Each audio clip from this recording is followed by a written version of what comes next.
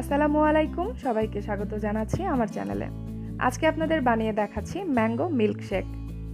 এখন চলছে আমের সিজন, আর এই সময়ে বাসার বাচ্চাদের আমের মিল্কশেক বানিয়ে দিলে বাচ্চারা খেতে ভীষণ পছন্দ করবে, আর সেই সাথে এটা অনেক হেলদিও। সো গাইস, চলুন দেখে নেওয়া যাক কীভাবে এই ম্যাঙ্গো মিল্কশেকটি বানিয়েছি। ম্যাঙ্গো মিল্কশেক বানানোর জন্য এখানে 3টা পাকা আম ধুয়ে কেটে নিলাম। তো কেটে রাখা আমগুলো ব্লেন্ডারে দিয়ে দিচ্ছি 1.5 কাপ দুধ। দুধের পরিমাণটা নির্ভর করবে আম কতটুকু নিয়েছেন তার উপর। আম বেশি দিলে দুধের পরিমাণটাও বাড়িয়ে দিতে হবে। গুঁড়া দুধ দিয়ে দিচ্ছি 3 টেবিল চামচ।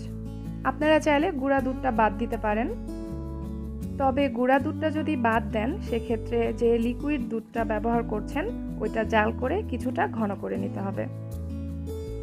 চিনি দিয়ে দিচ্ছি 1 টেবিল চামচ। এই আমটা যথেষ্ট পরিমাণে মিষ্টি ছিল, এর জন্য এখানে আমি চিনিটা কম পরিমাণেই দিয়েছি। আম কতটুকু মিষ্টি বা টক তার উপর ডিপেন্ড করবে এখানে চিনি কতটুকু লাগবে। আর কয়েক টুকরো বরফ দিয়ে দিচ্ছি। এখন এগুলো ব্লেন্ড করে নিব। ম্যাঙ্গো মিল্কশেকটা যদি আরও পাতলা করতে চান তাহলে আরও হাফ কাপ লিকুইড দুধ এখানে অ্যাড করতে পারেন।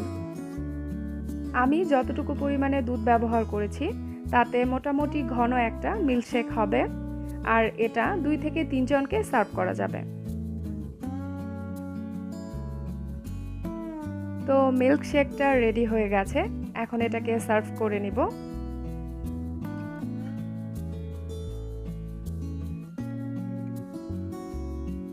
গার্নিশিংয়ের জন্য ওপরে কিছু কাঠবাদাম কুচি দিয়ে দিলাম। সো গাইস, আমার রেসিপিগুলো ভালো লেগে থাকলে আমার চ্যানেলটিকে সাবস্ক্রাইব করুন। আজ এই পর্যন্তই, আবারও দেখা হচ্ছে নতুন কোনো ভিডিও নিয়ে। সে পর্যন্ত সবাই সুস্থ থাকুন, ভালো থাকুন আর নিরাপদে থাকুন। সবাইকে ধন্যবাদ জানিয়ে বিদায় নিচ্ছি। আল্লাহ হাফেজ।